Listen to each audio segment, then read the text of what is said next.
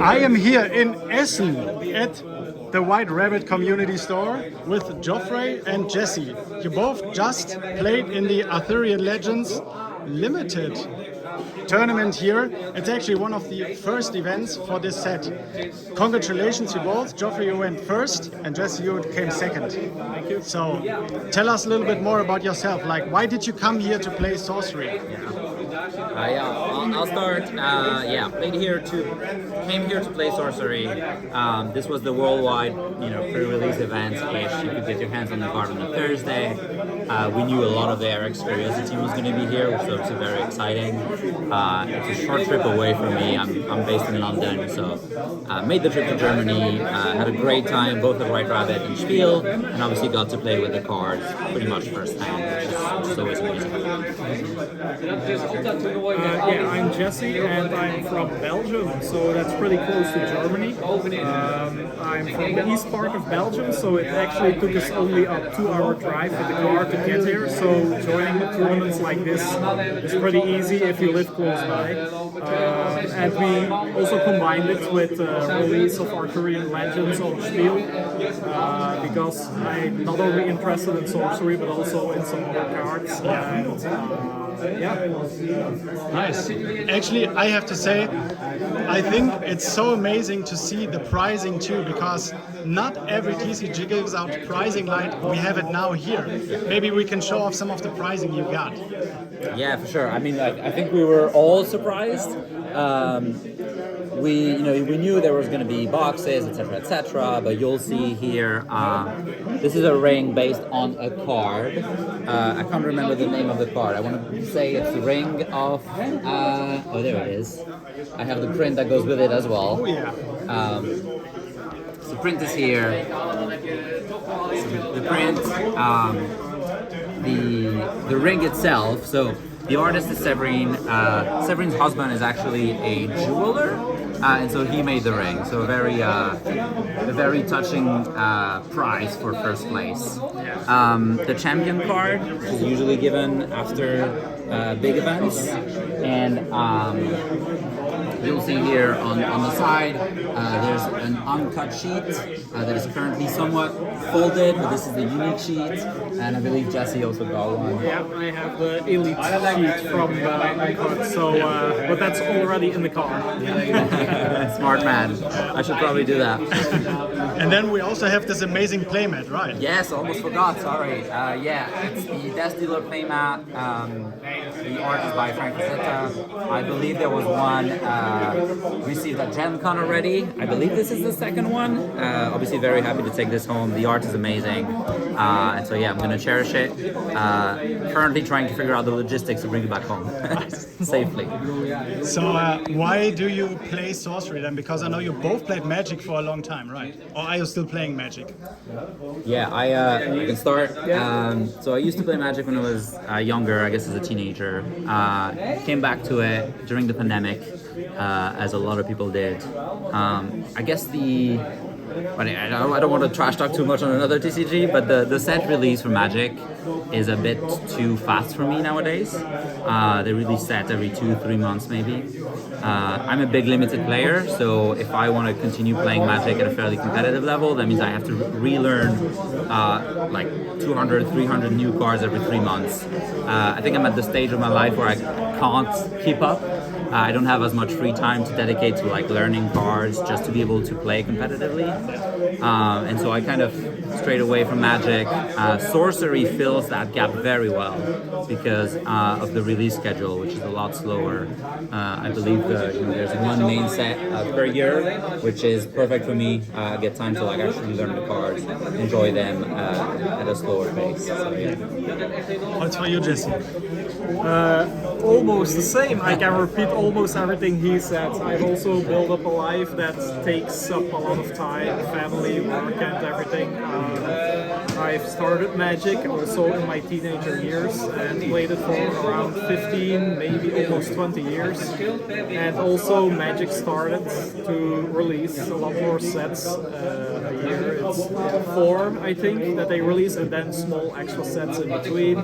So you have to keep following up, keep playing if you want to do everything, and it became just too much. And also, like, the inspiration in the cards is, in my opinion, a bit gone in Magic, because they started doing cards from movies, from shows, and things like that. So it's I prefer more things special that they like from the fantasy world, that comes from I don't know where.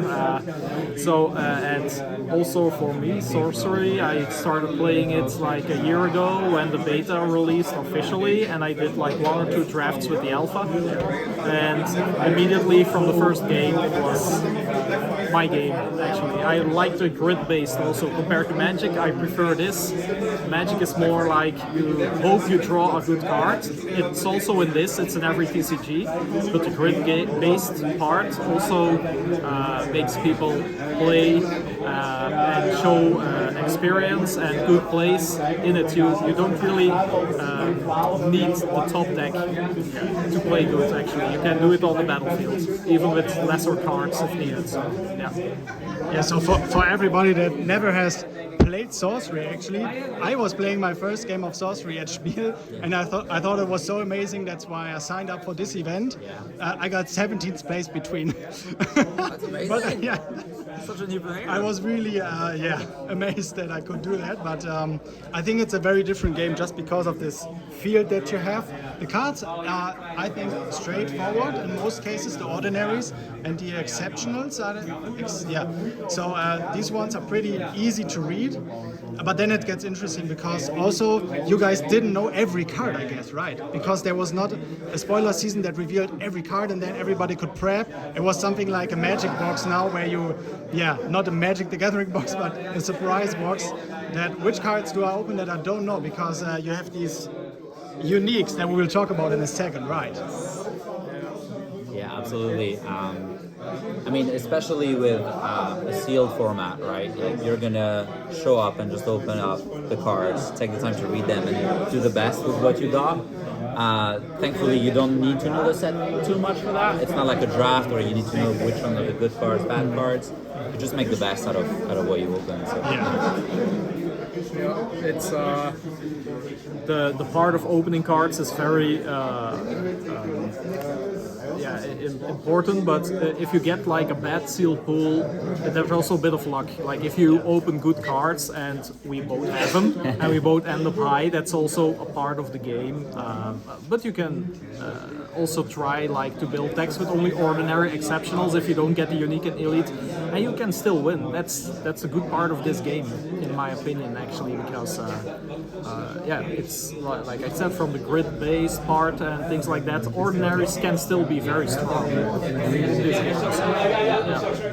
So maybe we show off some of the key cards that you think made your success today.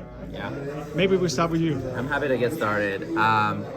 So my seal deck pretty much built itself. I open up my 6-packs. I'm obviously looking for like what are going to be the key strong cards that are going to make me win when I draw them, or at least give me a pretty big advantage. In that case, it was really these 2 knights. Again, very lucky, and I think that's part of sealed, but they are both really good cards, and they are both in the same colors, right? So fire and air, which means from a deck building perspective, I was very incentivized to go straight into air and fire, even if I have to fill the deck with like cards that are not as good, because I know that if I draw these cards and I'm able to cast them without being bothered by the pretty demanding threshold requirements, I'm probably going to be in a good position. So from there, pick these 2 as kind of like my pillars, and then try to fill the deck with good cards in this color combination. It can be exceptionals. This card has been pretty impressive to me. This is a charge minion, so it impacts the board right away. You can actually use it the turn it comes down. This has been also pretty impressive to me. You might see a trend here. It's another charge minion. generally things that impact the board immediately tend to have a higher value because you know you can get something out of it and you have this surprise factor. But I don't want to only shout out the uniques and the exceptionals, because the ordinaries also do their part, and actually I've been really surprised by some of them. So I'll show 3 that have been pretty key to me. I'll start off with the, what's his name, the Redbreast Robin. So in beta, I was actually very opposed to playing 1 power minions. And 1 power minions I would pretty much almost immediately disregard. And the reason for that is there's an ordinary side in beta, in fire, and when it comes down can deal 1 damage, the desert. And it took me a while this weekend to shift this mentality and be like, well no, this is all Arthurian Legends. 1 power minion actually have a chance in this set. And this one has been very impressive to me. 1 airborne, so a lot of mobility, hard to kill because on the ground units won't be able to attack airborne. And at the end of the turn, deal 1 damage to every unit here. So it can be extra damage for the avatar, you can finish some units, generally very, very flexible. I guess I'll go in order of mana curve. We move on to the Sherwood Huntress. Pretty simple minion really, 2 for 2, but a ranged ability. I find range in Arthurian Legend to be a bit better than better because of the lance token mechanic. So a lot of cards have the lance mechanic. They arrive with a lance token, which means they'll get +1 when they strike, and they'll strike first the next time they strike. After that, the lance is destroyed. This is great, but the range goes around that because it shoots a projectile, which is not an attack. The other unit doesn't respawn and as a result doesn't strike. So you can pick off units that would have a lance on them, kill them without killing your own creature, and potentially even get their lance back, which is just pretty crazy. And then in the 3 mana slot, the Ruffians have been pretty impressive for me. Again, very simple minion. It's 3 power for 3 mana. But when they attack a unit, other units can come and defend it. And I have found this, in combination with a lens token, to be very easy to pick off units against someone that would have liked to double block or something and at least get something back. So yeah, very, very happy with the ordinaries. Obviously, quite lucky that I get decent ordinaries in the color that I would like to play. The sides have also been pretty impressive. They're all ordinary sides, so really you should... Oh no, this one is exceptional. 3 of these are ordinary, so you should expect to see them pretty often. This one makes a less token if you pay 1 when it enters. This one gets you to look at your opponent's hand. That's crazy good. Like being able to know what you play around for the next couple of turns has been amazing. In my last 2 games on stream, you'll see me take extensive notes of what my opponent has in hand and strike them as he plays them. And then the bonfire, which kind of goes opposite of the forge, it'll destroy all weapons and armor nearby. So if your opponent is getting ready to defend with a lance token, you can kind of surprise it. Did I do that against you? No, maybe someone else. I know, okay. Not against me. You did the combo with a lance on this one against me. Yeah. And then I'll finish it off with this exceptional sight. It looks like the tower from beta, but sometimes it does a lot more. So it'll give you an extra mana for that turn, the turn it enters, based on how many nearby sites have enemy units on top of it. Just for the record, you ended with X0, right? 6-0? That's right. And you just lost to Geoffrey. Yes, I also lost from him. Yeah. I'll hand it over to Jesse. Yeah. I'll preface this by saying you'll see a lot of similar cards. That's probably not a coincidence. But yeah, I'll hand it over to you. Yeah, I've about the similar cards. I've left some of them here because you talked about them. So actually, I can move the Robin to this side. Yeah.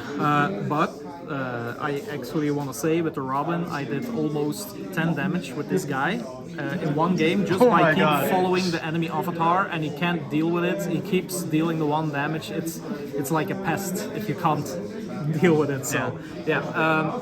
As you can see for the rest of the deck, I also check in my big pools where I have very good ordinary cards. And see to combine them with a few uniques, because in sealed you might have like a few good uniques, but imagine if you don't draw them, you still want to have a good deck. So you need to make sure that the ordinary and exceptional cards are very good.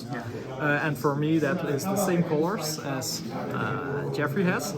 And as I showed, the birds, and these are all the fire and air exceptionals and ordinaries. I did make the choice to play a third element, and is the earth element. This one we have seen already on the other side. We had the same card in the same deck. I think it's one of the strongest knights in my opinion. Yeah, just because of the charge and the lands. He just hits someone, you get a card back, so that actually gives a 2-card advantage. Yeah. And after that you still have him on the field, so they have to deal with it.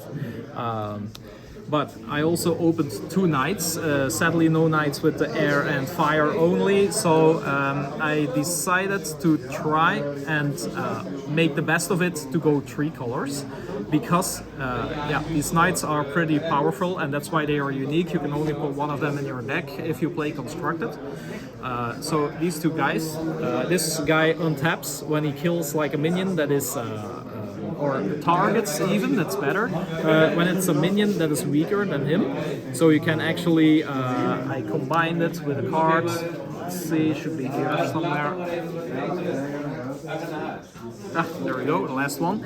The Shatter Strike also says an ally targets, so he actually targets someone, he kills it by 4, and then he again untaps, and you can attack, untap, attack again. So I actually, with the combination of this, killed a minion and did 8 damage with him in the lands just by using this to untap him again, kill the minion, and again a land. So very strong cards if you can combine it with the good cards.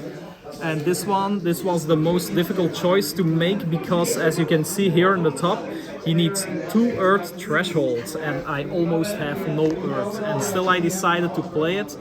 Some people say don't do it. I just went for the guess. I don't know what you would have done, Geoffrey. It's the card itself. It's a 4/5 or 4, so the body is already very strong, and it gives an extra effect that if you get lucky, you can also draw some cards. But to the thing that actually made me decide to do this are these 2. You have the air and the fire. These are the like common ordinary cards. You can pull them quite often. And they provide extra threshold, and the extra threshold can help you if your lands are not coming how they are, and I was lucky to get them in the air and the fire, since most of my deck has those cards. I even won a game with him because I was stuck on getting my second fire, and he was alive the whole game long, and I kept casting all the double fire, double. It's almost all of them are double threshold. So this guy actually won me a game today. So it's ordinary, but it's so good if you want to splash an extra color. And the cards that I was also happy about is this one. He won me a few games because it's the same as they have a blink in beta. It blinks actually your minion to a nearby location. You can draw a card. This one gives airborne, and people or minions with airborne, they can move diagonally, and it replaces itself. So in this format where you play like an avatar that does not have the ability to draw cards, replacing itself is good, and with the airborne you can surprise the enemy and kill a minion off with keeping yours on the field and replacing. So that is again a card that gives very much card advantage actually. And in beta you have the fireballs, so this is actually a copy of that, but then for the air.